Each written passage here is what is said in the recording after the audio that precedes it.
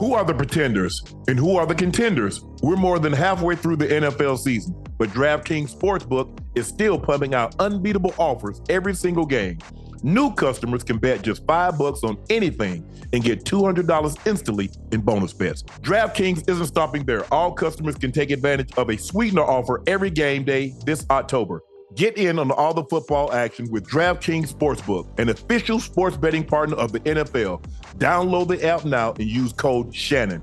New customers can bet just $5 on anything and get $200 instantly in bonus bets. Only DraftKings Sportsbook with code Shannon. The crown is yours. How do you know how many blessings to hand out? Because sometimes, they can think you're a godlike figure and just like the blessings are unlimited. I got great advice from J. Cole from that. Okay, you done borrow from the bank. If you ain't pay off your loan or whatever the case may be, you in the 500s now.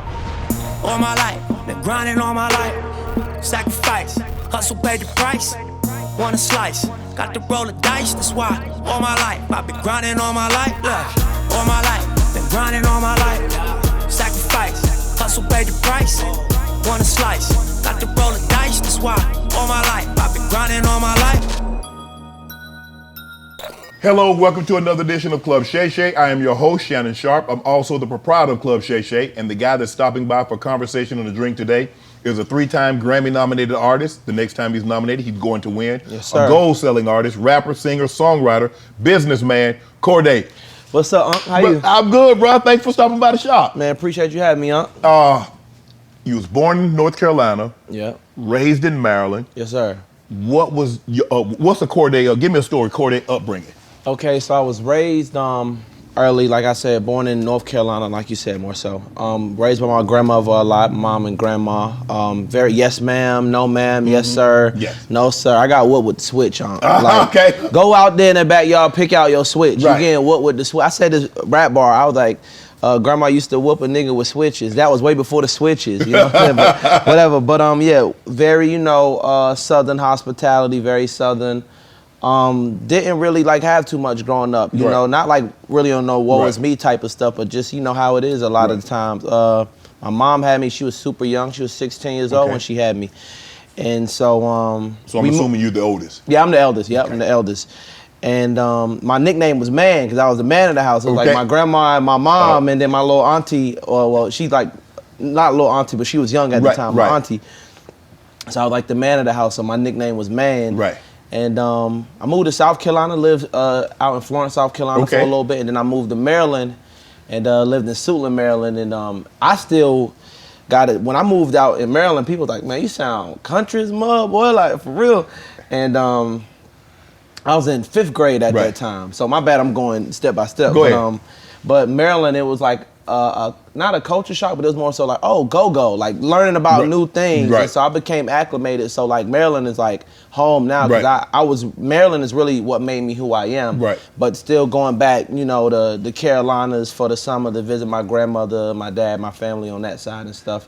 So yeah, but like Maryland really helped me become, not even helped me, but like made me who I am, like made me love like sneakers, like live music because of go-go. And more so in the South, it's like you live in like a trailer or like, it wasn't just straight trailers, but you get what I'm saying, versus Maryland, it's like neighborhoods and buildings, so right by DC, so it's a whole lot of stuff. I'm pretty sure Maryland is the country too, the South too, because I think it falls below the Mason-Dixon line. line. So anything considered below the Mason-Dixon line. It's technically the South, but it's more, if you know, it's like an up north vibe, because it's like DC, it's still a city vibe more so, because it's DC right there. Right. Like New York. Y'all don't want to be labeled country, huh? No, it's not the country. I would say that for sure. It's not the country. I would say it's not the country. But I'm looking at you, I'm reading your story, and you raised by your grandmother and your mom in a trailer park. Yeah. Sometimes 15 people in and out, no cable, no internet. Yeah. So you had a pretty rough upbringing. So as you're growing up, what are you thinking to yourself? What do you want to be? Yeah. Well, I want to say it was like 15 people in and out, but we always had like it was family in the home, so I always enjoyed that. I want to say 15 though. I ain't gonna, how niggas be lying and they rap shit, I ain't finna lie if it was 15. It was like 5. I ain't gonna, yeah. No, it wasn't 5, it was more than 5, but it wasn't 15. It lasted 15, okay. We got about okay. But and I was raised in like different environments. Like it was some points where like I said, we lived in a trailer, and then when we moved to Maryland, we kinda in the hood in Suitland. And then later on, as my mom mom's getting older and she's getting a better job. We lived in like towards like my like 15 to like 17, like them last 2 years of high school, we lived in like a better neighborhood. So I kind of moved around like a lot. I went to 6 different elementary schools. You know what I'm saying? So I kind of lived in, like you said, like all type of environments. Like I said, I lived in like the trailer in the country hood. You know, and then I lived in like the Maryland, the city, what I consider the city hood. You know what I'm saying? Where like people were at their apartments, like right by Forest Creek, Suitland. They called it 28 for Bradford, whatever the case may be. And then living like in a better neighborhood in my late teens, like late high school neighborhood, late high school years. So I think the culmination of all those things allow me to like interact with all different like walks of life. Like I didn't even really wasn't around white people until I went to college. Like my middle school, elementary school, high school, all like 99.9% black. Like niggas making fun, not making fun of me, but I'm the lightest thing in there. You know what I'm saying? Like, so it's funny. So growing up in a trailer park, growing up in the inner cities, moving to the suburbs. So as you mentioned, it gave you a better opportunity of how to navigate and deal with different types of people in different types of environments. Yeah, for sure. Because like I was saying, I went to 5 different elementary schools, so I had to be outgoing. Why so many? Just moving around, just like, you know, just moving around, having young, you know what I'm saying, young parents just figuring it out, you know what I'm saying? You know, I didn't know why, but like, you know, we just moving around a lot. So me having to be outgoing because, okay, I'm at this school, I'm moving here in April, the school year damn near over, you know? So I gotta be outgoing and like, in order to make new friends, in order to get in, you know? So I think that kind of affected me today to where I have more of a like I'm kind of to myself a lot now, more reserved, but like I can turn on that social battery if when needed.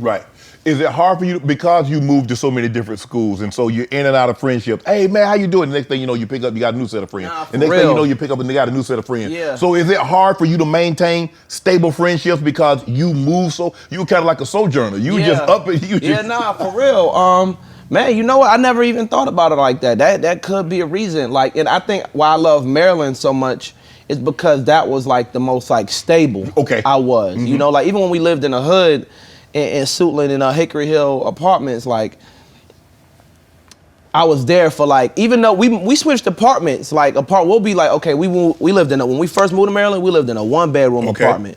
Then we moved in that same apartment complex in a 1 in the den, and we used the den as our bedroom. And then we had the 2-bedroom, and it's like, oh, me and my little brother, we got our own bathroom. We don't gotta share a bathroom with moms no more, you know? And so even that was still like stable for me because we still in the same neighborhood. I'm still going to the same school, essentially. So then when I moved from Suitland to like Waldorf, which is like a better area, we was like in the townhouse at that time. And again, this is like, I'm 16 years old. Jefferson, you really moved on up. In my brain, I'm like, listen, my mom like, okay, we're gonna go to a neighborhood, but like, no cable, no Wi-Fi. We ain't really had cable or Wi-Fi before, but like, so I'm in this area and we don't got cable and Wi-Fi. My mom driving a 96 Camry.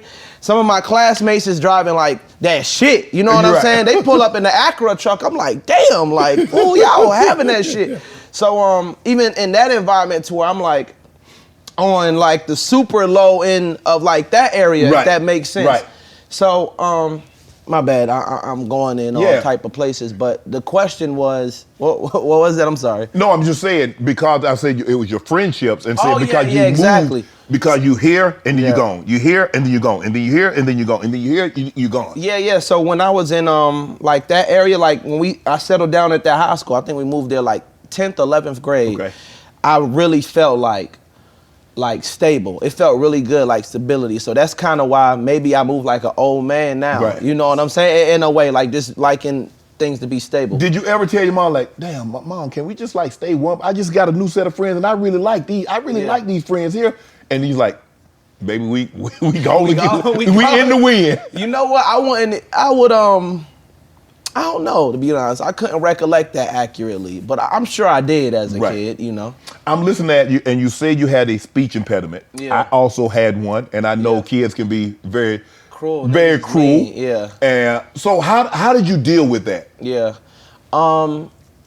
It was tough because when I first moved to Maryland, again, like I'm and at this time, again, we is not really having this shit. So and Maryland fashion is a huge thing. Even so it trickles down. Kanye said that's where he got his fashion from Maryland, exactly. So even in elementary school, middle school, niggas is I'm wearing Shaqs, bro. I'm wearing Champion sneakers. And so I'm already the country boy and I'm wearing Shaqs. So it's like. So they gonna give it to you. I'm getting it. You ever got roasted so bad you want to cry, bro? Because it be true. I remember I was roasting this dude and he was like, nigga, that's why your mother drive a fucked up car, you live in the hood. I'm like, God damn, bro. Like, that's cruel. Like, but it's true. Yeah, damn. Like, you say that at the lunch table, nigga. We supposed to keep this between us, fool. Like, you my mans. Right. So, but yeah, it just learned you to kind of get tough skin to help me now. Because even we live in this world with the internet. So if I drop a song, even though it'll be 1 million people that love it. I'll have, let's say you drop a post or whatever, right? And 10,000 comments be like, man, fire, fire, fire. But our brains are so naturally geared towards that 200 that's like, man, this is some bullshit, bro. This is not good. And so it'll make you like more, it can fuck up your whole day. Right. But me growing up like in Maryland where we be joning like shit, like going at each other, joning all the time, it give me a little bit tougher skin to where even now if somebody talking about like an outfit or something you wear on the carpet or at an event or like, niggas like, man, you done gained some weight, didn't you lately, nigga? And I'm just like, you know, it's just, I got tougher skin. You know, I ain't gonna act like I'm impenetrable and it don't faze me at all, but I would like to think I got tougher skin. When they were talking about your speech impediment, you talk with a lisp, did you know you had it at the time or did you like, man, I'm talking just like you? I mean, cause I had one growing up. I had to go to speech class. And so what I did, I would make fun of everybody else so people wouldn't talk about me. So how did you navigate that? Because like you said, kids can be cruel and it's unrelenting because once we find out what bothers you, I can't let it go. Nah, at all. I think it kind of just stopped at the like 5th grade. And again, it wasn't like I was Poindexter when it's just like, nigga, like, you know what I'm saying? But like, you know when you join on your man, like, boy, shut your ugly ass up. And they're like, a Daffy Duck ass nigga, you know? So so it'd be like, it wasn't just like I walk in the school and it's just like, list boy, you know what I'm saying? But it's like when we joning on each other, it's like a back and forth type of thing. So when we joning on each other, they gon', you know, dish it. That's what they talking about. I'm talking about your shirt, because we wore uniforms in Maryland, so I'm like, your uniform shirt got a stain on it, and you probably wore that shirt yesterday, fool. Like, and they like, well, all right, Daffy Duck, you know. So it's like a back and forth thing. It wasn't like just a attack. So you know, you gotta, if you gonna dish, you gotta take it. If young kid was sitting here and he or she had an impediment, speech impediment, talked with a lisp or stuttered, what advice would you give them? How would you explain to them how to navigate going through life? Because sometimes you can possibly outgrow it and sometimes you still have it. Because I talk with a heavy colloquial dialect. I'm from rural South Georgia. It is who I am. I've learned to embrace it because that's a part of who I am. It makes you unique. It makes me unique. And so, but I went to, when I first got on television, I went and I was trying to be Ed Bradley and I'm trying to articulate my word. I'm like, but hold on, but that ain't who I am. That's not why they hired me. Absolutely. And that's why you connect, how you connect and your audience and how you've been able to build and why people connect with you because it's authentic. Because nobody can be Shannon Sharpe better than Shannon Sharpe. Nobody can be Cordae better than Cordae. And so that's what I would tell that kid. Just be yourself, embrace what it is. Ain't nothing wrong with you wanting some self-improvement, you know, and whatever that you want to do. If you want to take a speech class, not saying you should or you have to, but like whatever you want to do, nobody can be you better than you. So just embrace yourself, embrace your imperfections, and embrace your flaws and accept it and flourish in it. Did you ever have a fear of public speaking? You know what? No, when I was young, I wanted to be a lawyer. Okay. So I wanted, it was around the time Barack came out. So I'm like, yo, I want to be a president. Right. And so I always read a lot when I was little. Like I was in 4th grade reading fat ass Harry Potter books. Like, so at first I started reading Harry Potter books. Right. And then my mom and my stepdad was like, well, if you can read an 800-page Harry Potter book, you can read this book on W.E.B. Du Bois. Right. You can read this book on Thurgood Marshall. So I was like in 5th grade reading Souls of Black Folk. I was in 5th grade reading Thurgood Marshall, reading books on Huey Newton and Malcolm X and things of that nature. And this is when I fell in love with rap, like super heavy too, from reading. And I used to look at Nas lyrics and Google Rap Genius. This is super early Rap Genius days and just look at them. And it's like, oh. Same with Jay-Z, just Google Jay-Z lyrics and just look at them like, oh, and just annotate. And so me falling in love with reading, it always gave me a, I guess, above average like reading and comprehension level. and ability to speak. So now when they doing popcorn reading, I'm raising my hand. Right. You know? Steve Harvey tells the story a lot that when he was growing up, he told a teacher that he wanted to be on television. Yeah. And the teacher told him, said, you can't be on television because you have a speech impediment. And so he made it, and he says every year he sends her a television because he's on TV. That's petty. That's crazy. Did anybody? I get the first 2 years, but damn, I'm sure he's spending a nice ass TV too. Yeah, might as well. Yeah. I mean, TVs are really cheap now. They, you know. Yeah, that's true. But let me ask you this: did anyone ever tell you that you couldn't make it because of your impediment? No, not really. To be honest, it wasn't because of the impediment. I remember this one person I was in a group chat with. And she was like, well, you know how you do group chats and stuff in high school. And no, we didn't have those. Oh, yeah, I know, but that's true. So I was in this group chat, and I remember I first moved to college. And I took a picture of me setting up my studio, my little home setup, like my microphone, laptop, speakers set up in my dorm room, took a picture of it and put it in the group chat. She was like, yeah, your roommate gonna think you ass, like as a joke. And I was like, all right, like I'm gonna show you, like, say less. Right. And so now, whenever I never forget that. So now, whenever I got a show back home, and she tried to, one of my friends was like, "Hey, can we bring such and such?" I'm like, "Nah, I'm good." Oh, you petty. For sure. You petty. Absolutely. I understand the first time, but keep it going. Because stay over there. That's a customer. But at that, I pay a customer. But listen, all money ain't good money, brother. All money ain't good money. But she was never like really a supportive person anyway. Right. So I'm just like, yo, let's just keep it where it was before. So if you supported me before, it's like people can I change. go above and beyond. What if she had a John Q moment, a change of heart? Shit happened too late. Too late. It's all love. If I would have run into it, it'd be straight love. Like, man, how you been? Yeah, but that's a front though. That ain't how you really feel. No. That ain't a front because I'm just trying to emit good energy. You know what I'm saying? But then you go like, I ain't finna go out of my way. But you not going out of your way. Somebody came to you and said, "Hey, Cordae, you remember such and such? Man, she trying to come to the show." Well, shit, hit a ticket last night. Shit.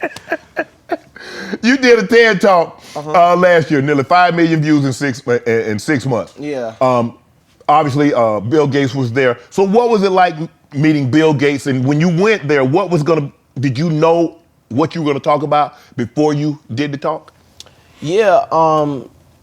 So I did the TED Talk, and I was like, high level. That's my shameless plug. Yeah, that's my brand and things. That's his brand, high level. My bad. No, that might be a sound. Not best for sound. But so yeah, I was just like, okay, high level mindset, because that really helped me not even realizing what it was and me not having a name for it at the time, like being a youngin', like really helped me, get to where I am at today. And you know what? One thing I did miss on that TED Talk, I wanted to shout out YB and Namir, because without him, I would not be where I'm at today. Okay. Like, hands down, without YB and Namir, I would have still got to where I'm at today, but it would have took me a lot longer. So I got to shout out YB and Namir. He's a huge reason why I'm here today. Right. And so going back to the TED Talk, just the principles more so and like little things that I've learned on the lifestyle, things like discipline. So I wanted to include that. The second idea I had, it was like why prostitution should be legal in America. It was just just on some, like, because some TED Talks is like 2 points of it. You get what I'm saying? Right. So it just on some funny shit too. Right. I was telling the owner of TED, I was like, what do you think of this TED Talk? And he's just like, keep high level, buddy. Yeah. let's stick with high level. So yeah, it was so when they reached out, it was just one of the things I wrote. You know how you got like a list of things you want to do at the top of the year. So I had TED Talk in one of those. I had Shannon Uncle Shay Club at the beginning of this year. Right. So when TED Talk, they reached out to us, I'm like, oh, like that's fire. So we did it, and it ended up being the #1 most watched TED Talk of the year. And after I did my TED Talk, they was like, hey, I was in my green room. They was like, hey, Bill want to come meet you. And I'm like, Bill who? Like, like whatever. They like Bill Gates. I'm like, oh, open the door, bring him on in. Right. Right. So I talked to him, and he's just a really cool guy. I know it's a lot of things out there with him buying like farmland and like a bunch of shit. If I had that kind of money, I'd buy some land too. They ain't making no more of it. God ain't making no more land. Exactly. So I don't know what he's doing with it. I don't want to defend, what I'm saying, or whatever. But so I'm just like, I try not to be closed-minded. I'm like, bro, that's Bill Gates. Why would I not meet Bill Gates? Exactly. He might present me an opportunity. Absolutely. There we go. Right. So I'm just talking to him. He's like, man, like, that was like my favorite TED Talk I've seen in a really long time, man. Like, man, take my number down. And we're just talking about it. He's like, oh, you doing Coachella? He's like, yeah, me and my daughter are gonna come see you at Coachella next weekend. This and that. And he stood by his word, came to see me at Coachella like the next weekend. And you know, he donates, don't misquote me, but he donates like a lot of money, like just every year. And again, not defeating him, he should donate a lot of money. Right. But he helps like a lot of decent causes. So yeah, he seems like a great guy from like my interactions with him for sure. You said high level, your mindset in the speech, it says remain positive, be disciplined, control your environment, create good habits, remove negative people out of your life. Yeah. That's what I was doing with Shorty. You know? Man, that was years ago. She changed. Hey, you know how Michael Jordan did his damn Hall of Fame? Yeah, he roasted everybody. Yeah, look, that's different. That's different. How do you remain positive? You know, a lot of people say, you know, even though when things are going bad, you remain positive. It's easy to remain positive when things will go good. Okay, you drop a song, it goes viral, it makes, you know, everybody's clamoring for it, or everything that you seem to touch. But what happens when all of a sudden that slows down? Yeah. How do you remain that positive mindset when things are not going as well as you had expected? Man, it's a lot easier said than done. It is. Man, some days you might have a couple days where you just kind of like just fucked up. And just, I can curse, right? Yeah, sure you can. Okay, sorry. We are 20 minutes in now, so yeah. Oh yeah, exactly, right? Shit, maybe I should have asked that before. Sorry about that. You good. But,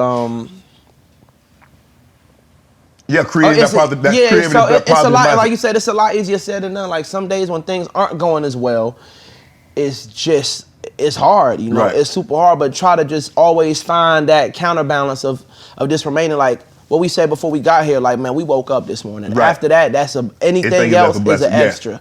And so I say that now, my mindset now, because I did have a really rough last year, like just mentally, things I went through, like just personally in my personal life and mentally, I really went through it. I was like really like in a super dark place last year, like really dark, that I've never even been in before, like just growing up and things of that nature. Even with me having success and money and all of these things, like I was in a really dark place last year, but I had to come, and again, it's easier for me because again, I'm super blessed, you know, but no matter what, there's always a blessing that you can find. It's like, okay, like even if, like I woke up, I have all my limbs, okay? Even if I don't have my limb, I still have, you know, it's something that you can find to be grateful for, to be appreciative of. That's why when people ask me how I'm doing, I'm saying, man, I'd be a fool to complain because I truly, especially me, I would be a fool to complain. One, nobody want to hear it, you know, but two, I would be a fool to complain. And so I think everyone, like, even though we all may be at different stages of our life and careers and things we all have something to be grateful for. We all have something to be grateful for. If you sat down and wrote out things, man, okay, I know where my next meal is coming from. Okay, I got a roof over my head. Correct. Even if you don't got a roof, okay, I can find a way.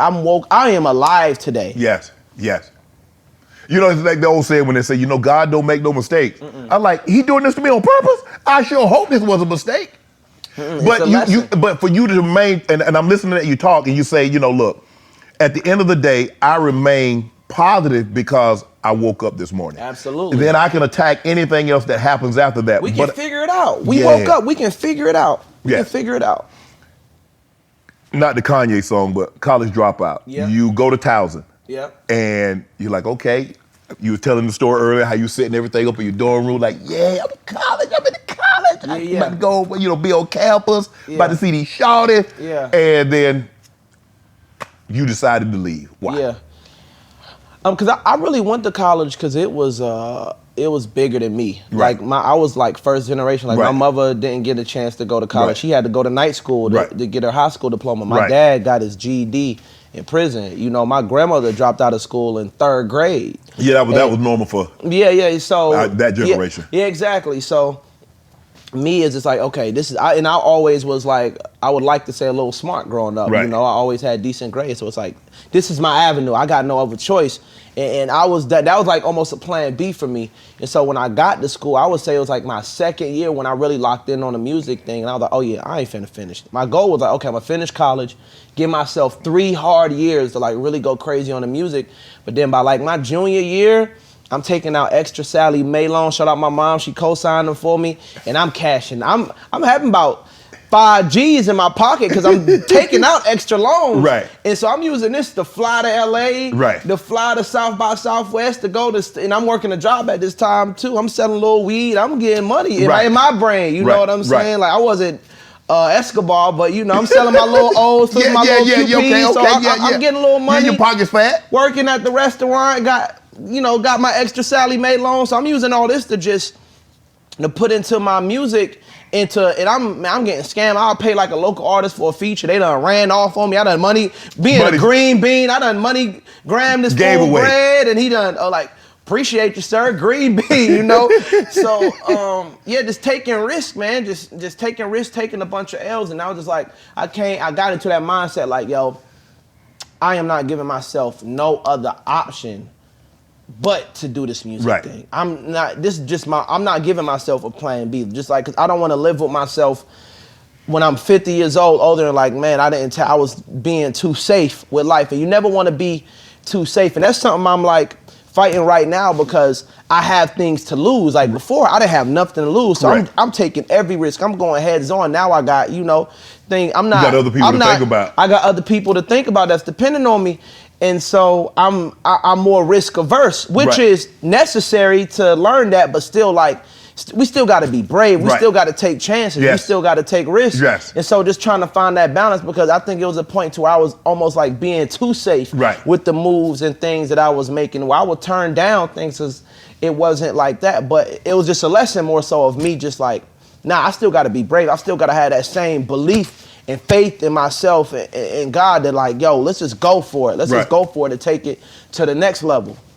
Were you a good student, or were you partying, doing things that like a lot of college kids do? I mean, you're in college, you want to enjoy it. This is an environment because hopefully you're going to grow up and not party like you did in college. So were you a good student? You say you got good grades, but were you partying? Were you doing things like a typical college kid? I was a good student in high school, and I was still in high school. Like I've been smoking weed since I was like 12 years old. Okay. And so in college, it's like, oh, now I don't gotta smoke. This is when weed was like illegal. So we had the hot box, a homie car, you already paranoid, you high, you be looking around, make sure the police and nobody come around.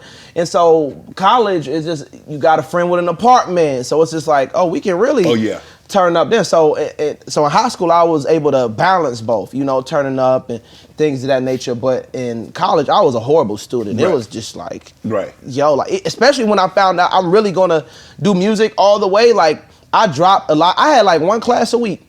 I kept one class a week, and I was flying to Atlanta. If there's some sort of convention, like Complex Con or South by South, I'm flying out there. I had a friend who worked at Southwest. I got the buddy pass. I'm gonna find somebody couch I can sleep on.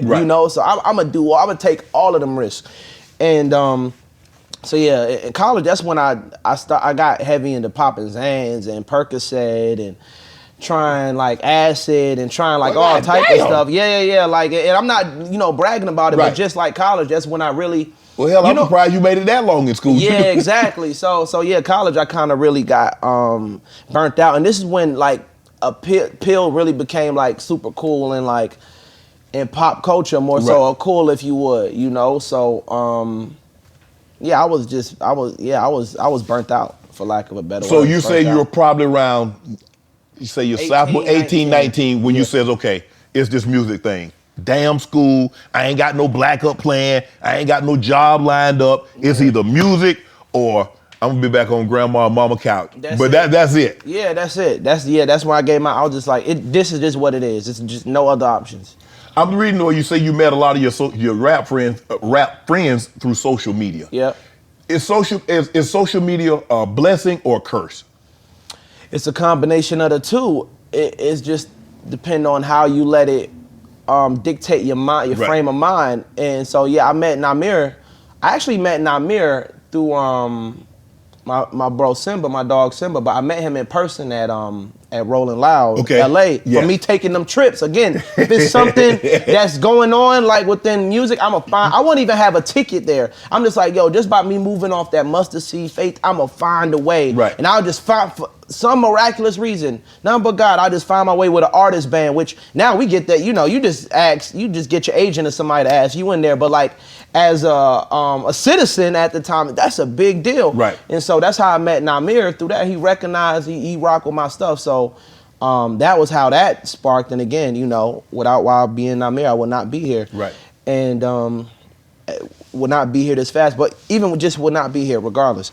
And so yeah, so we just stay connected through social media. But to go to your point of, it's a blessing. Social media changed my life. Right. You know, it changed millions of lives. Social media, since the social media age, I bet it's a study that shows more millionaires, multimillionaires are being erupted.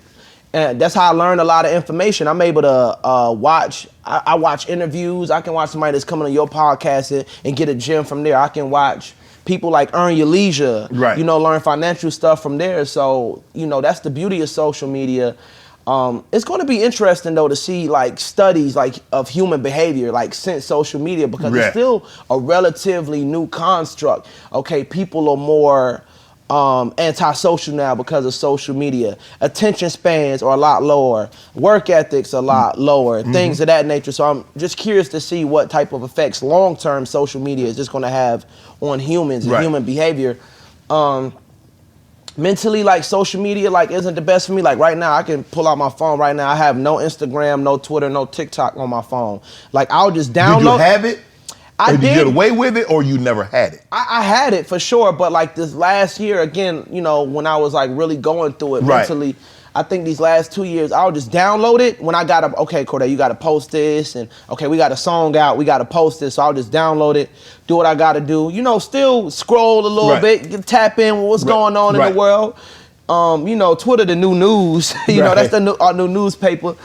So I'll tap in, but then once I done gotten the information I needed, posted what I need, I'll just delete it just for my own well-being, because we're also comparing our lives. You got to think, people only post their highlights on social media. You know, only dubs. Ain't People nobody can only post no L's. Like their absolutely highest of high moments. Like, nigga, I ran into Drake today, so I'm gonna upload that like to my, so you know, people can create all type of illusions and things of that nature. So I say that say you're looking at everybody's highlight reel, and you're comparing your real life to someone's that's probably lying. That's a moment. That's a moment. And so it gets you all the way feeling, you know, blue and feeling a little depressed or just down, you know, and ungrateful for your life that you live. So, and again, it's just going to be funny to see like the long-term effects on social media. Okay, like people are, attention spans are a lot less. People don't pay attention to conversation as much. Things that, so it's just going to be interesting to see that, because it's still a fairly new construct. So it's just going to be interesting. I'm listening at you talk, and you said you were going through something last year. If you don't mind me asking, what were you going through that caused you to say, you know what, I need to step away from social media? Was it something that was you were going through at home because your lady was going through something, the music wasn't being put out like you liked or like you wanted? What was going on in Cordae's life that says, man, I need to step away from this? I think I put out an album last year, right? And again, most people loved it. You know, like most people loved it. Most of my fans loved it. A lot of people come up to me, a lot of artists, which helped me feel better. A lot of my peers come up and be like, man, that new album was gas, bro. I can see the improvement from your first album. I think it was way better in my opinion, and I think you were more like structurally, just songwriting ability and all this improved. And again, like I said, a lot of fans love my second album more, but when I see it wasn't being as well received as like my first one, I just want to please the fans and please the people. And so when everybody doesn't love it at the level, and again, so when I'm making this album, I'm like, nigga, this is the best shit since sliced bread. Like I made a song called Want For Me. I'm like, man, this shit gonna be bigger than Redbone. The challenge gave me, and it ain't nobody, you know, because I'm a positive person, it ain't nobody that can tell me different. And so I'm putting out this album, I'm like, man, we gonna win this award, it's gonna sell this amount of records. And although it was successful, because it didn't meet these like astronomical expectations, unrealistic expectations. Yeah, and I won't even say unrealistic, just astronomical expectations. It just like just put me really down in the down space. And then you start doubting yourself, like you start having like imposter syndrome, like am I really worthy of being here? Do I really deserve this? Like Are people rocking with me? Like, how am I gonna make a lit? You know, just all of these, just thinking the worst thoughts that you can possibly think of. And like, man, is it even worth like just doing this? You know, so it was really off that. But again, me seeing the positive, like I did a tour last year, and my tour sold out across the globe in 90% of markets. You know, obviously in Belgium, it might have been like 80% sold out or whatever, but 95 in America, fully sold out in double capacity venues that I did off my first album. So we did a tour, let's say we did 1,000 cap venue for the first album. This album, we did 2,000 cap venue and sold out. And so it allowed me to see a silver lining of like, one, first week sales don't matter.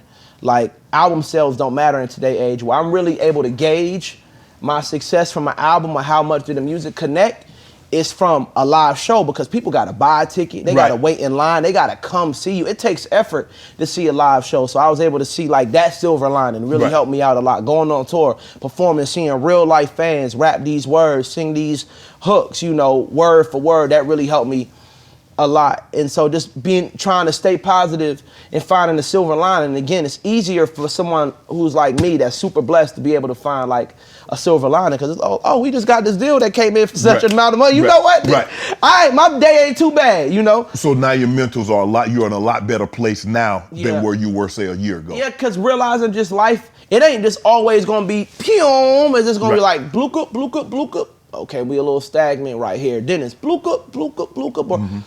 Oh, you know, just like I remember watching your stuff, and you was like how Fox Sports, not Fox, or ABC, forgive me if I'm not, CBS. Yeah, CBS, excuse me, wasn't rocking with you on the way, wasn't embracing you for how you are. And at that time, and forgive me if I'm speaking miscorrectly for you, you could have thought like, man, that's an opportunity lost.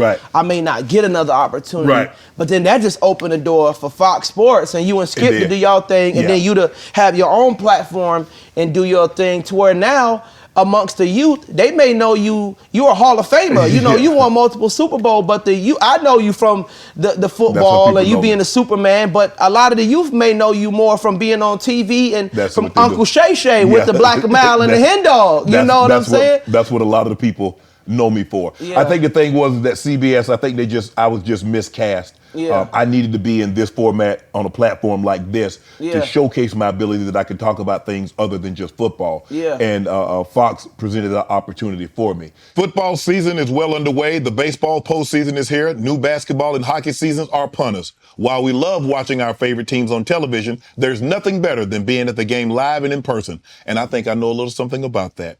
The best way to get tickets to any of these games is on Game Time, the fastest growing ticket app in the U.S. Game Time is the only ticket app that gives you peace of mind with your purchase. They let you see the view from where your seats are before you buy, so you know exactly what to expect when you arrive. Their all-in price show total upfront, so you know you always are getting the best deal. And it takes no time at all. You can buy tickets in seconds with 2 taps. So take the guesswork out of buying tickets with Game Time. Download the Game Time app, create an account, redeem code Shay Shay for $20 off your first purchase. Terms apply. Again, download the Game Time app, enter the code Shay Shay. That's Shay Shay, SHAY, SHAY for $20 off. Download Game Time today. Last minute ticket price, lowest price, guaranteed. You moved to LA with some friends. Obviously you say you had flown to LA. If there was a concert going on, Cordae was gonna find a way to get to it. Yes, sir. So did you always want to live in LA? Or like when you were growing up, like, man, if I could live anywhere once I become an adult, I'm gonna live in LA, or I'm gonna live in Miami, or I'm gonna live in Chicago. Where did Cordae want to live when he was growing up?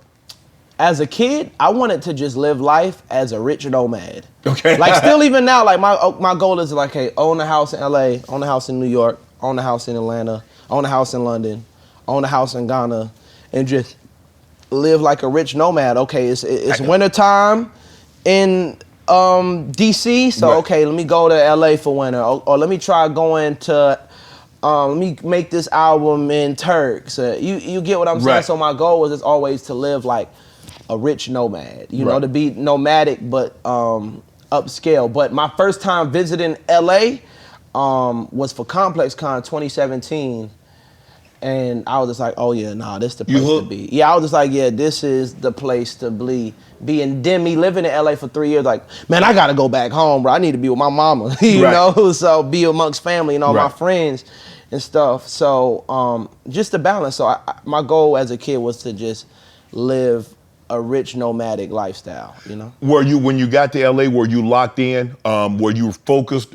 Were the focus where it needed to be? Yeah. Or were you like a lot of people when they come to LA, they get caught up in the lifestyle and they party and they have a good time, and then sometimes they forget the real reason that they came to LA to begin with? Oh yeah, nah. As soon as it's like that, my junior year of college, when I stopped, like, you know, just doing Xans all the time, doing perks, smoking and drinking lean, all this stuff all the time. Like when I made that junior year, when I made that mind frame of I started fasting, I stopped indulging in all type of vices, you know, stopped, you know, doing drugs, stopped smoking, stopped everything. So by the time I got to LA, my mind frame was just like, no, we came here for. Okay, you're in a good spot. Yeah, I was already built up that discipline, built up a habit of doing good habits of like staying focused on my work. I made a vision board at the top of the year. I'll write down my goals every month and just want to stick to that, and just being disciplined of saving money, being disciplined of just sticking to my craft and not letting any outside influences get to me. So by the time I got to LA, it was just like I was already cold turkey. I turned down blunts with legends, you know what I'm saying? Right. Turn down a drink just because I'm just so focused of just like I'm here for a reason. So I wasn't going to no parties, no nothing. Okay. I'm reading that your original group of friends, you guys partied, went separate ways. Yeah. What do you think? Did you outgrow them? There were things that they were doing that you didn't like. How did that happen? Because you had been friends for a minute. Yeah. It was mainly because of the business side behind it. You know, obviously every groups in hip hop just for some whatever reason just doesn't end well. Right. For the most part. Groups in general, I think, in music, but... You were trying to go solo, huh? Nah, not really. I'm gonna keep it a buck with you. What was really the issue was the business side of it. And I'm still dealing with that today, to be honest, but just the business side behind like the YBN brand and the powers that be that was on the business side more so. That was like the main thing, because like, even when I had a conversation with Namir, it was just like, look, bro, like this business thing is just like, bro, it's just horrible, for lack of a better word. We don't own the YBN name, all of these things. So we're building up this brand of YBN that none of us own. Like if Namir owned, it's like, man, I'm rolling this thing till the wheels fall off or whatever the case may be. But like, bro, we don't own this. So like, man, I'm gonna have to. And obviously we had creative differences and things of that nature. But that number, I was gonna find a way, because again, this man is the reason why I'm here. You know, obviously I have talent and it's a God-given blessing, God above all. But like this dude YBN Namir is a huge reason of why I'm here. So I'm trying to like figure it out. So I had a conversation with him about, you know, the business side. So I'm just like, man, I'm gonna have to do this thing. Like I'm gonna have to remove this thing from my name. And then when we had a conversation, he understood it. Like everything was cool. So I thought he understood it from the combo we had, but then, you know, he kind of went to the internet and said something else, man. You know, I didn't really appreciate that, but just like whatever, like I still got so much gratitude for him, you know, for that opportunity. Even still to this day, Namir ever need anything from me, it's just like, I talked to Namir's mom just last week. Right. So just that never outshine the master, if you would. And what's your relationship with him? I understand that you talked to his mom. Have you talked to him? Last time I talked to Namir, I called him because I wanted to bring him out on stage for Coachella. Right. And Namir, early on, wasn't really, and I'm not talking down upon him. He'll know this. He said no to come to the Coachella. He just got his braces removed, so he didn't want to rap, and his mouth was kind of messed up. You know what I'm saying? Like me, I was upset. I'm like, bro, this is like Coachella. Like, come on, bro. But so he didn't. So that was the last time I spoke to Namir to bring him out for Coachella. And then we'll just randomly text, you know, things of that nature. Like, yo, bro, like the new song, things of that. But like, we always gonna be good. Like, it's always a love. Like, I will never ever talk down on that man who presented me this like amazing opportunity. I'm not just saying that to be politically correct either. It's just the God's honest truth, you know. You were a member of the 2019 XXL freshman class. You got Meg Thee Stallion, you got Blueface, Gunna, the Baby, Roddy Ricch. Do you follow? Do you follow that? You follow your classmates?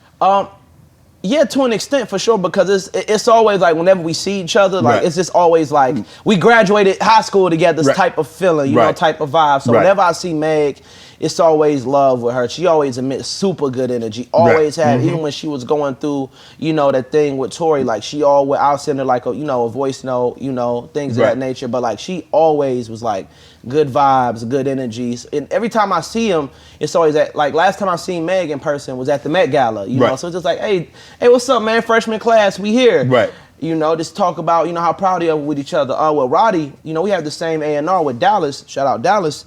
So I knew Roddy a little bit before the XXL freshman class. So it was like super fire and inspiring to see, okay, us meeting each other 2018. Then we both had a show together.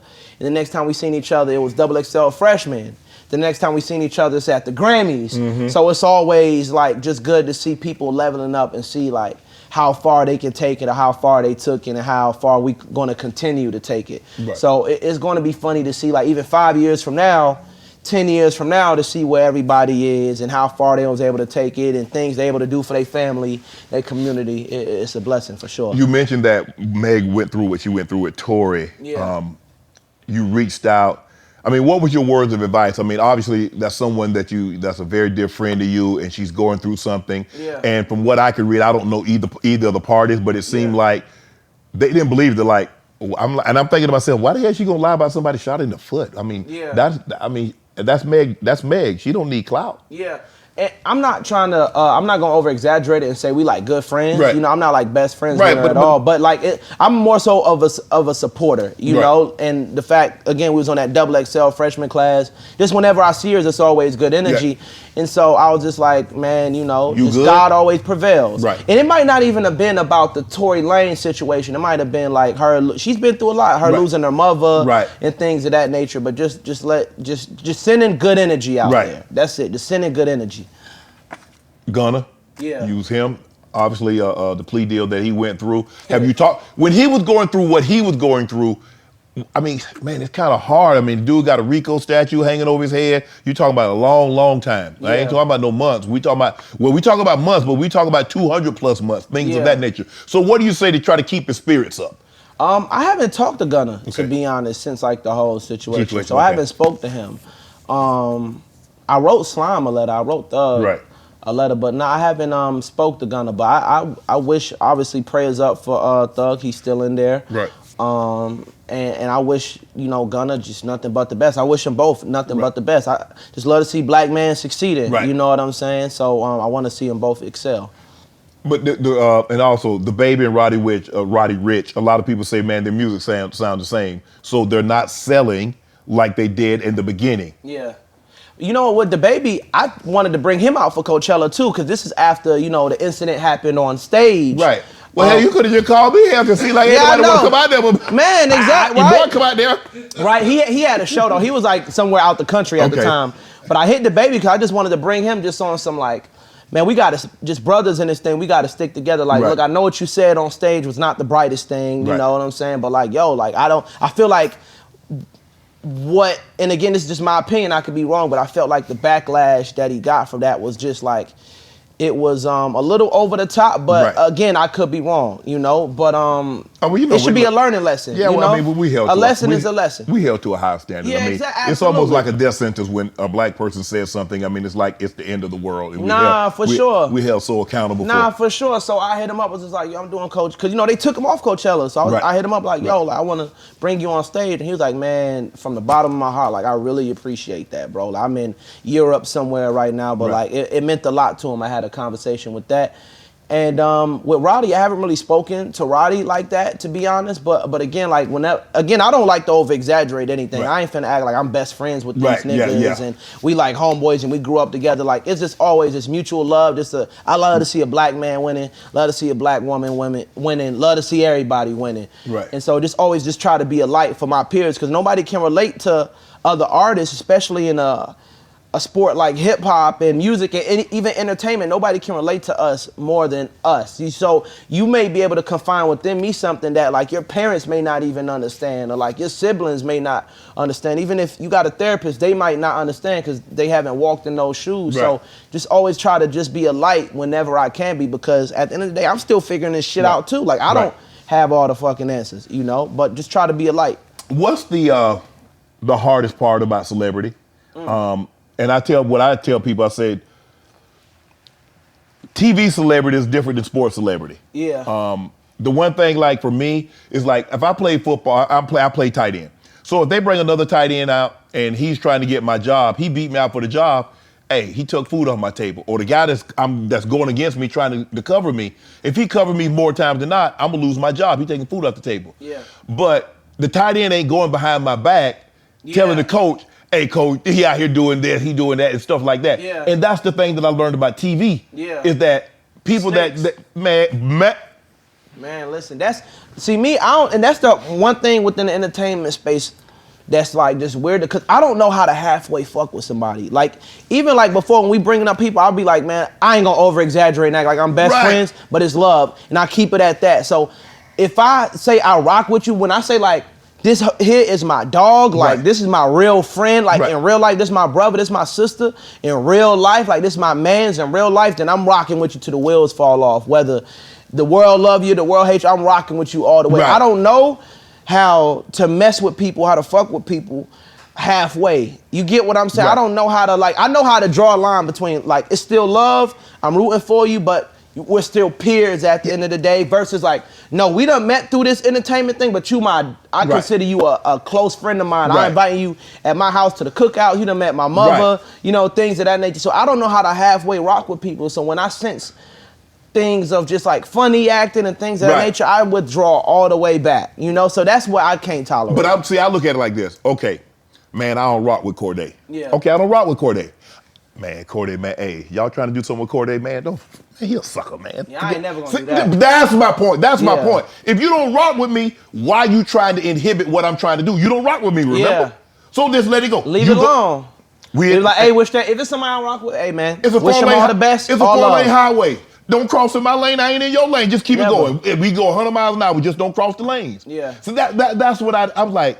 And then to see that actually happen, and the dude like, you know, hey, man, Sharpe, like, bro, stop it. Yeah, I feel like it's a lot of pandering that goes on too. You know, like even with like a lot of music reviewers, like again, everybody's entitled to their own opinion. And it's a necessary thing, but I feel like a lot of like music reviewers, and I rock with Fantano. I think he's like pretty dope, pretty thorough, and it's a lot of other thorough podcasts and things of that nature that does music reviews. NFR, I believe, but a lot of these NFR is dope, but a lot of music reviewers, they pander to a certain audience. If that makes sense. Like, they know a certain sound that their audience likes. They know a certain artist or type of artist that their audience likes, so they just want to pander to them like, oh yeah, this was an incredible, when they may not even think that.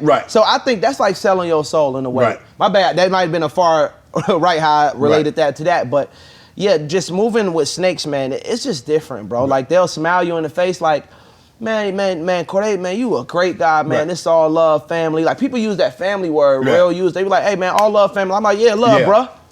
Hey, call you bro. They call, hey, that's my brother. Bro. People use brother so loose now. Man, I don't like that. Stop it. They be like, brother. I'm like, you gotta watch out for that nigga right there. There it is. Straight up. You know, it's different. Like, oh yeah, what up, brother? You know, like black man to black man, but it's like, when you say, oh, that's my brother? And bro, you killing me. Man. When I use that, man, that's my brother word, I mean that. Like, man, anybody talking about you around me, like, I'm finna, like, I'm gonna shut it off. Shut it off. Like, nah, you mentioned my brother. Like, nah, man, that's my brother in real life. Even if he's not my brother, if somebody is having a conversation about somebody, and I have not had that experience with that individual, what am I don't have anything to add to the conversation. So, bruh, just exclude me. Because if we're having a conversation, I want to be a part of it. But if you're talking bad about somebody because you've had a negative experience with them, and I have not had no negative experience, I can't talk. Because it's a conversation that I can't join in. If we're not having a conversation should be between you and I. Man, he's a sucker for real, man. Let me tell you what he did to me. But if I don't have that experience, then So now what do you do, right? And this is a question, like, let's say you hear two people talking, somebody you moderately cool about, they talking trash. Do you go back to that person or you just keep it to yourself? Keep it to myself. Absolutely, because they don't got nothing to do with me. Hey, well, hey, 100. But if it's my dog, I already know how you moving though. I already know how you moving. Man, listen, I be so I watch the words I use and what I say around people so much. It's just like, oh, I already see. It'll be certain managers be talking about they art, telling all they artists business. I'm like, oh, I can't tell you nothing. Because like, if you telling their business, I already know what you're gonna do to me. Man, listen, I be hearing even other artists talking junk about other artists, and then I'm like, yeah, man. I'm like, oh, I ain't telling. They be like, yeah, man, he spends this and much on such and such, and he really like not even having it for real. I'm like, oh, I can't tell you a single. Now I can't tell you my last name, nigga. Like for real, dog. So I can't rock. Chatty Patties is the worst. Yeah. That's the main thing in this business. Everybody just talk so much. But man. you talking about grown adults, grown men too. The men be worse than women. They are for real. Like people be talking, just shit. I'm like, bro, like just shut up talking, bro. Like I don't even like when somebody talking too much. I'm just like, bro, like keep that, bro. Get away. I just put on my headphones. You know what? I guess we have gone through some of the same. Yeah. I like the rap line. You say I made $7 million and I have to do a single show. Yeah. How have you been able to continuously make money outside the music business? Just, you know, obviously, and you know, it's funny. I kind of regret saying that line because it wasn't like whatever. But I say this to say it's so many other avenues. You know, live shows. Obviously, that's like that's a great source of income, and it's the easiest for me because I'm doing what I love and I'm getting paid. You like performing, you like being out there. But when the pandemic happened, you had to be. It was a blessing in disguise to the point where I become more cognitive and aware of the business side of the music. That's when the YBN thing happened because I was able to really sit and like look at things and just be like, bro, and you know, had that convo when I'm here, like, bro, like this is not it. And again, that was like the main reason. It was obviously other small trinkets, but that was the main reason. But going back to the original point was just like the blessing of the pandemic was I was able to like be more cognitive and aware of business. Okay, be more open to like, okay, learning about real estate, learning about stocks and bonds, set IRA accounts, Roth accounts, open up UBS, private equity firms, just learning and being more receptive and open to information, being more aware of like my brand. That's why I came up with High Level, like how I want my music videos to be, how I want to be approached and seen visually. One of the bad things about the pandemic, I think I became even more of an overthinker, but that's a whole nother story. It gave me too much time to think. A lot of time. It gave me enough time to think to where, okay, I got to get my business together. I got to become more proactive when it comes to business, but also maybe overthinking. Then you overthought it. Absolutely. And so sometimes you can be a prisoner of your own thoughts. Absolutely. The idle mind is the devil's playground, like grandma say. So I love your granddad's quotes, by the way. Your granddad got some bar. I'll be like, ooh, that's a bar. Ooh, that's that Southern. You know, I grew up in that Southern. You know, that North Carolina, same thing. So I got a lot of the same stuff. But you know, again, being open to a TED Talk before the pandemic, I wasn't. You weren't thinking there. I wouldn't even have been thinking of a TED Talk, which opened so many lanes for me. Like I can get paid now to do public speaking. To do motivational speaking at colleges to where I don't even got to pay. Let's say a show I get paid $200 grand. I still got to pay for flights, hotels, and not saying that's the number, but just using that as a ballpark.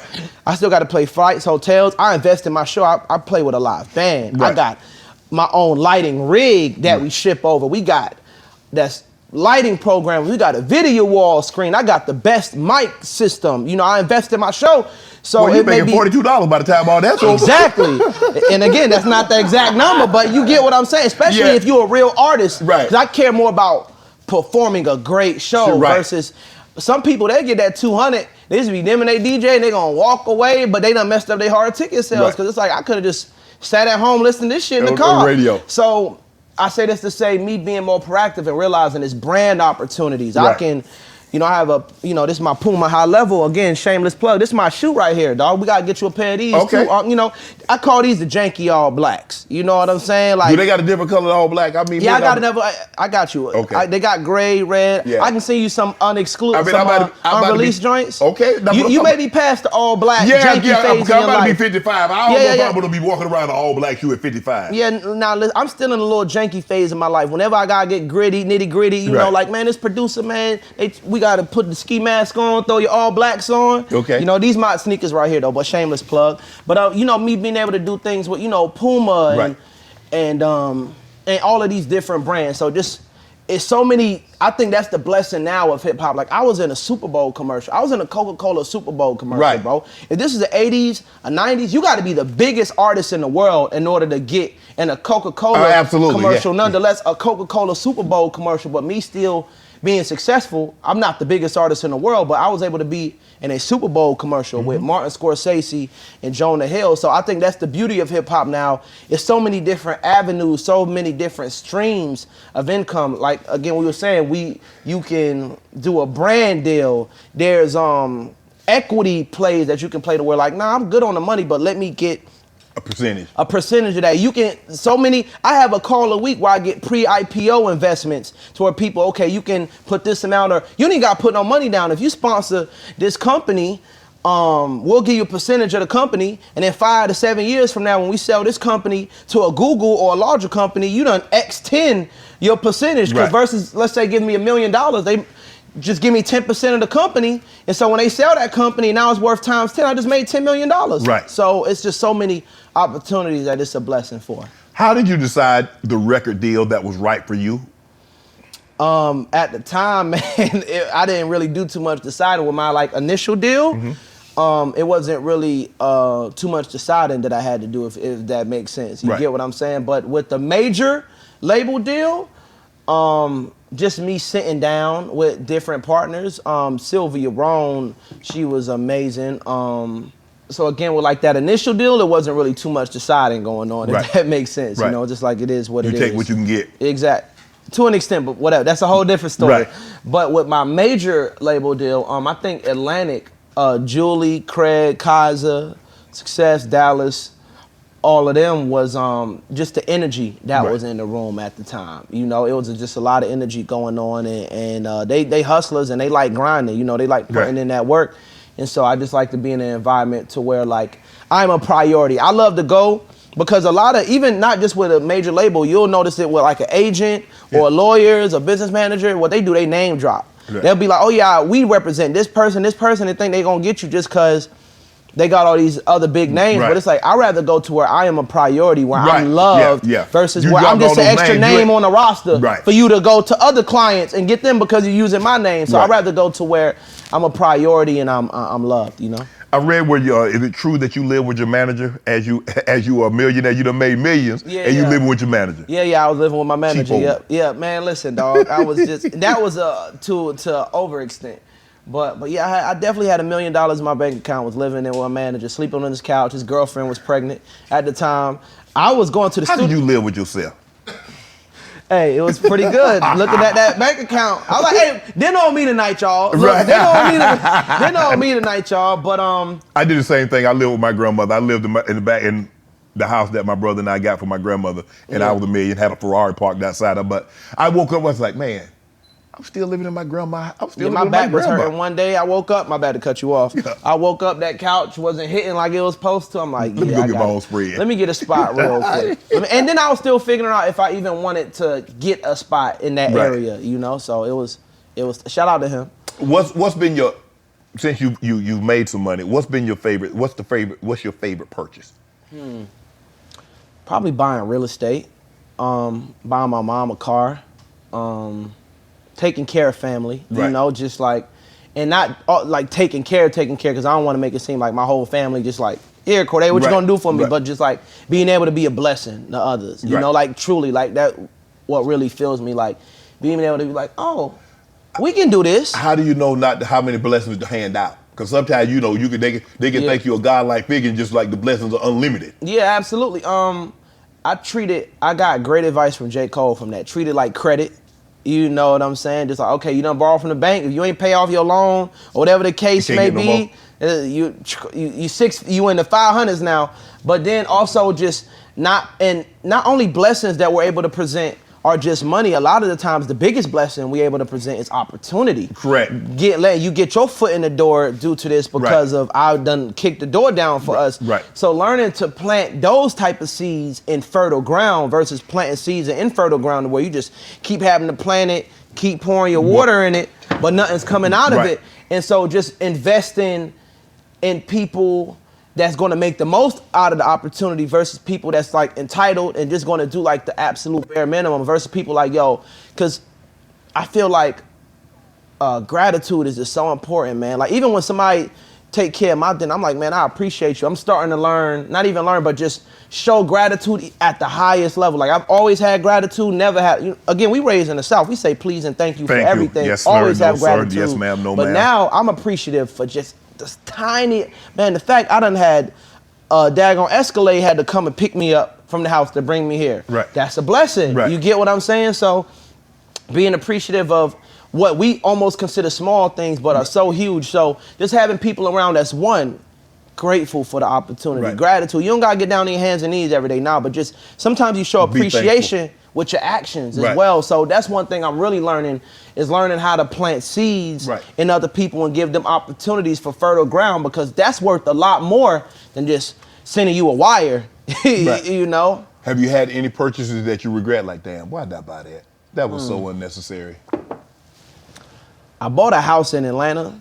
Oh, well, you good, cuz. You good. Yeah. And I know long term it's gonna be good, but man, I had a car out there too. I had a house and a car, and you know, thankfully I'm super blessed. Like I own houses in different states, some for rental properties and some just for whenever I go back home, I got somewhere to stay. So I bought something in Atlanta, a crib in Atlanta, a nice crib too, super nice crib. Had a car that was just out there, but I am never in Atlanta as much as I thought I was going to be. And so I just shipped my car actually back in DC to where I'm out there a lot. You're out there more. So I'm just like, you know, I'm just sitting on this car, you know, but it's a blessing though. I won't even look at that as a bad purchase because it's still real estate. I can always sell it. I can always do whatever. It's whenever I got family in town, my mom don't live too far from Atlanta. She go, just stay there, etc. So I won't even call that a bad purchase. You ain't buy no jewelry, no watch, no car?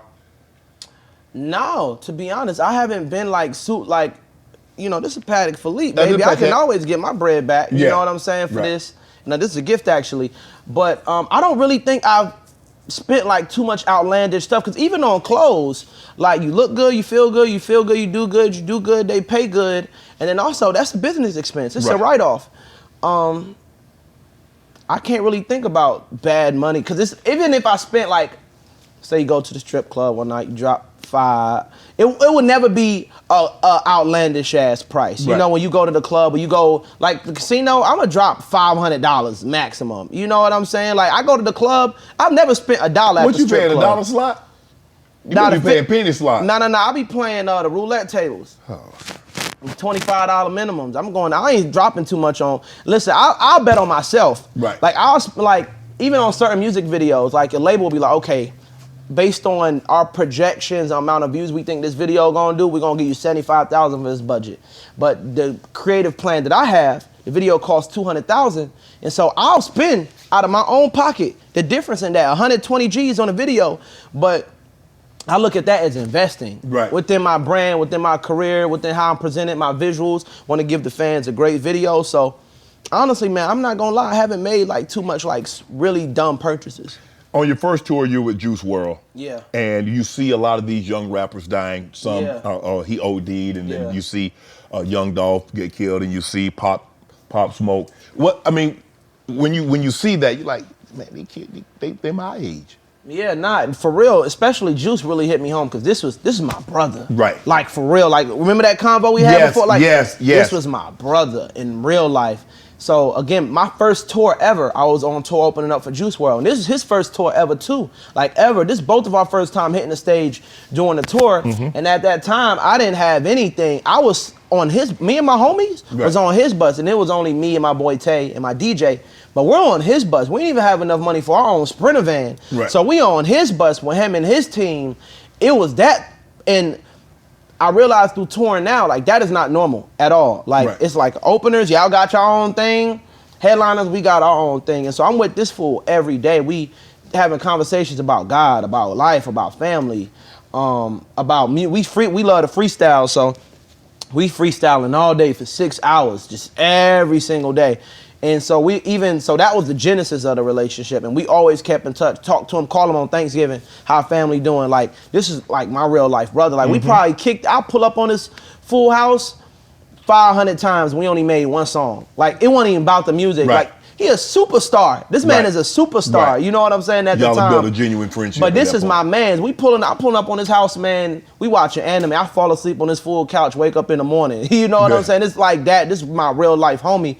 And so when he passed, I was in Dubai on the flight from Dubai, and just woke up when I landed and got the news. I'm just like, bro, what? Like, shed a tear for my, like, this is my real friend. I just talked to him a week before for Thanksgiving, and we was talking about this music, because we did a song, we was talking about the music video, because he called me, he had this concept for this music video that he had, and he was like, yo, what if we did it, like it was a XXL freshman freestyle, because he skipped out on that class, he turned it down. Right. He was like, what if we did a XXL freshman freestyle, and I put out a lifesaver, and I start like destroying all y'all, whatever. Right. So I say this, we was talking about the music video concept, and then just life, about God, like spirituality, just like, we talk about any and everything, bro. Make jokes, like talk about like every and anything, bro. So matter of fact, it's funny, my first time at Coachella, I just went to Coachella to watch him perform. Okay. You get what I'm saying? Yes. Like me as an artist, like usually you ain't going to no festival or nothing like that if you're not performing, but I'm going there because it's my boy's first time at Coachella. Support him. My first time at Jimmy Fallon,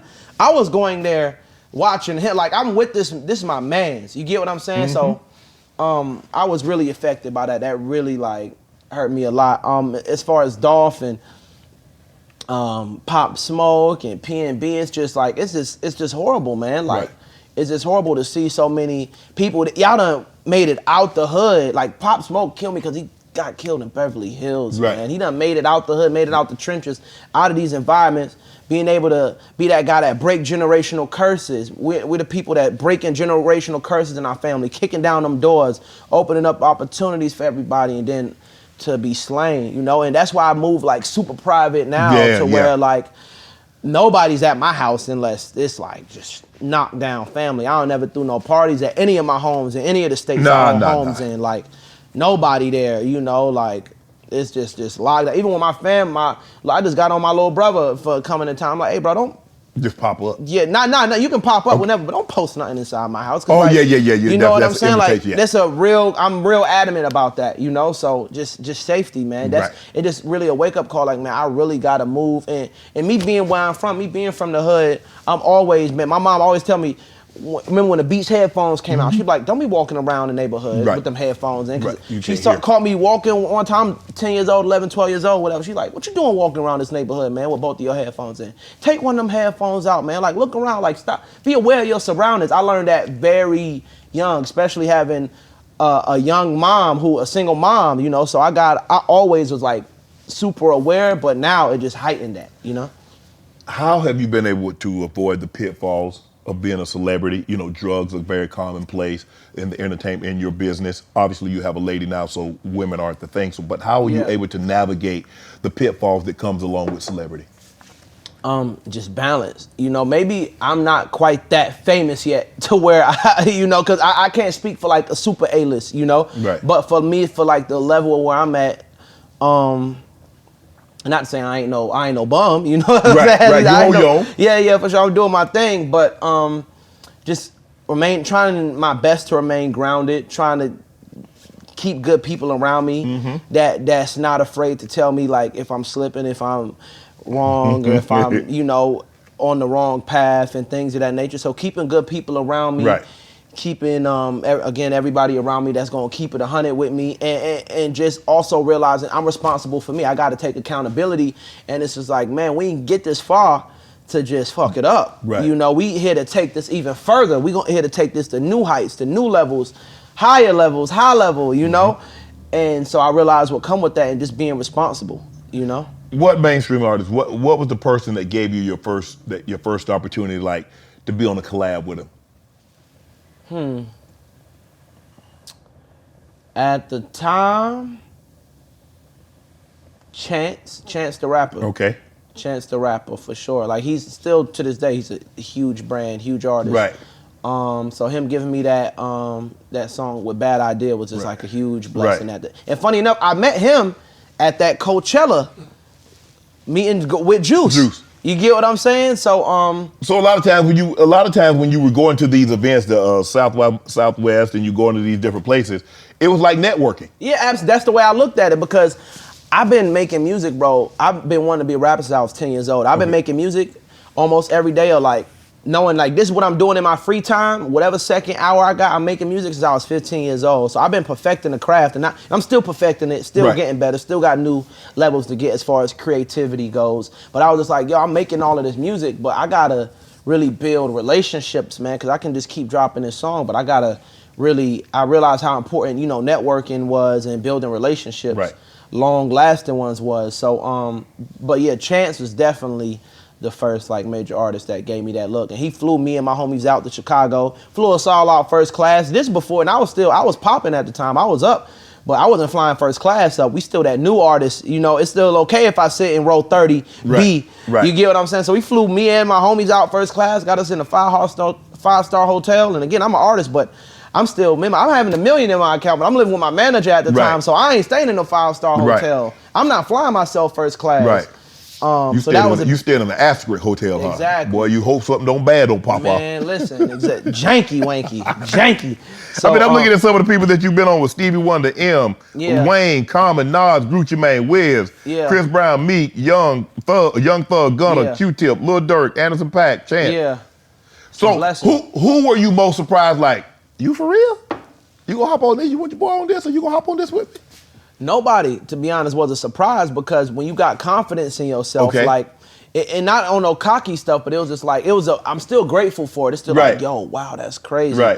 Anderson, again, this is my brother. You know what I'm saying? I done kicked it with Anderson a million times before we did a record. So that's why our records always come across so easy going, and it's such a blessing. But I think M was definitely like, cause he's just like just so huge, and obviously he's a GOAT too. Everybody you just listed is GOATs, and it's a blessing, because it's like, some people say you are who you align yourself with, you know, and sometimes that gives me the confidence when I'm talking to a Wayne or M, or, you know, so many other great artists that like just have shown me love along the way.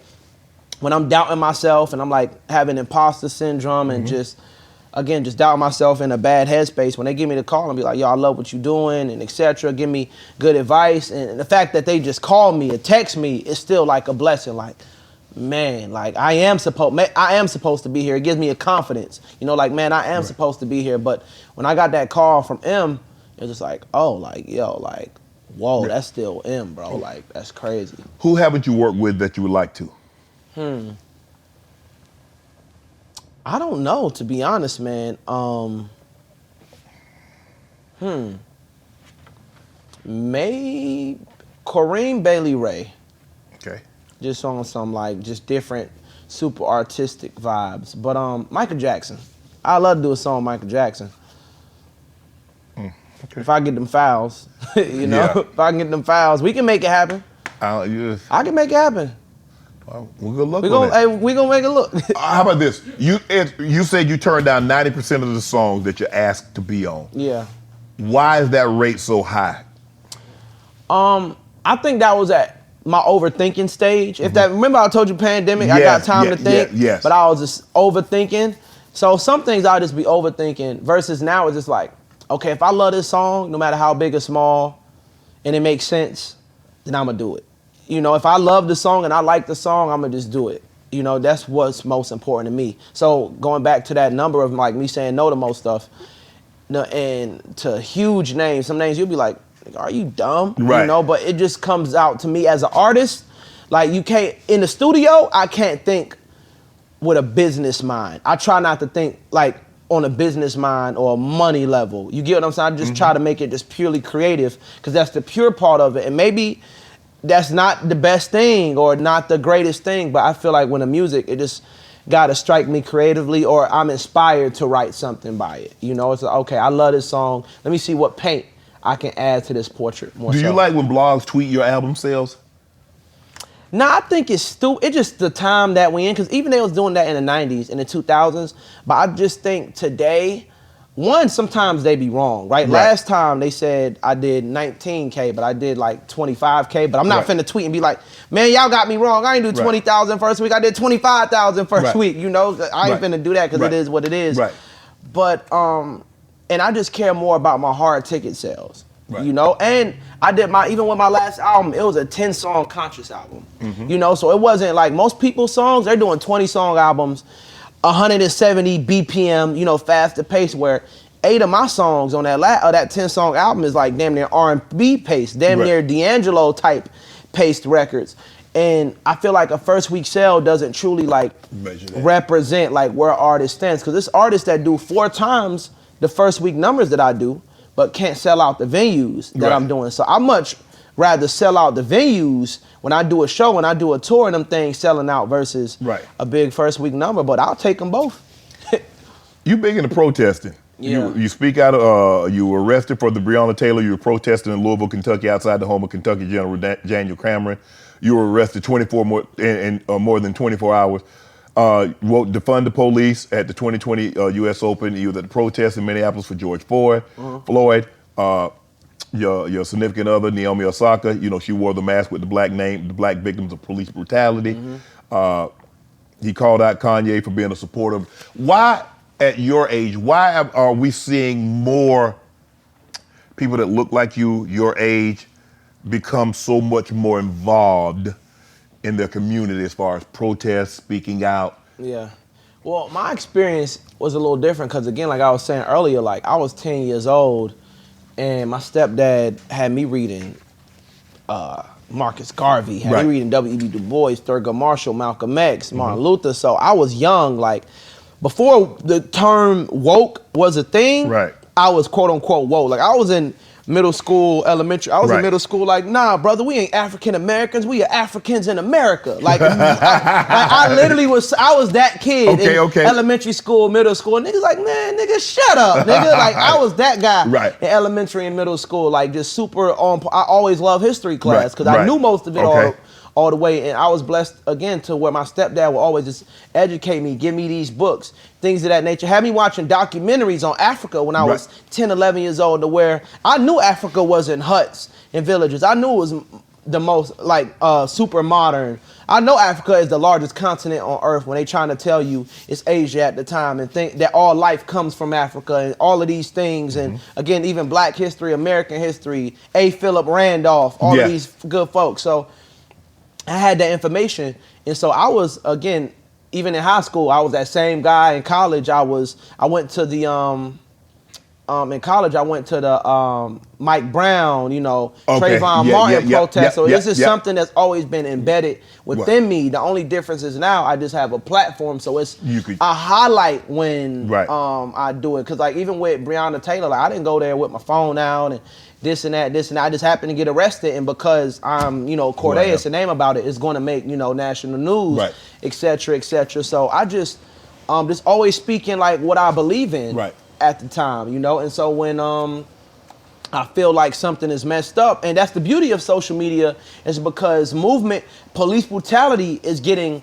highlighted to where it's always been going on, but now like the whole world, and that was the thing about 2020, the whole world know what was going on in America and still across the world that's still going on. You know, everybody's able to see it. People were being converted, you know, to things of that nature, like more so converted to the movement and understanding what's going on for just human rights. You get what I'm saying? So that's the beauty of social media. So it's just something that's always been like embedded within me, you know? I'm gonna ask you a 2-part question here. Give me your Mount Rushmore rappers, and then give me Mount Rushmore of this generation rappers. So I want you to go to the Mount Rushmore of rappers, who you think are the best of all time, and then you give me your 4 of this generation. Okay. Jay-Z. Okay. Kanye West. Kanye. Nas. And I would say Big L, but he, you know, rest in peace, he wasn't able to live, you know, as long, so we can't go off a full. That's my personal favorite. Okay. Big L. I would have to put M right there. Okay. M a Big L for that top 4. Okay. M a Big L for that top 4. Oh, Wayne. No, Wayne. So it's Wayne. It's Hove. In no order. Wayne, Hove, Nas, and who was the 4th? Kanye West. Okay. That's my top 4. Okay. This generation, I mean, obviously you gotta go with the big 3: Drake, J. Cole, Kendrick. Okay. In that 4th spot, you gotta get at the Future. Okay. Future or Nicki, one of those 2. Do you think Drake's gonna crack that Mount Rushmore? Or Thug. You can go Thug or Future or Nicki for that 4th. One of those 3. I'm going Thug, Future, or Nicki. Okay, since you saw you abreast this, okay, give me your Mount Rushmore female rappers. Female rappers, okay. Lauryn Hill. Okay. All she needed was one album. She got the job done. I love the MTV. I love the MTV Unplugged album too. Okay, Lauryn Hill. You got Nicki. Okay. You got Remy Ma. Okay.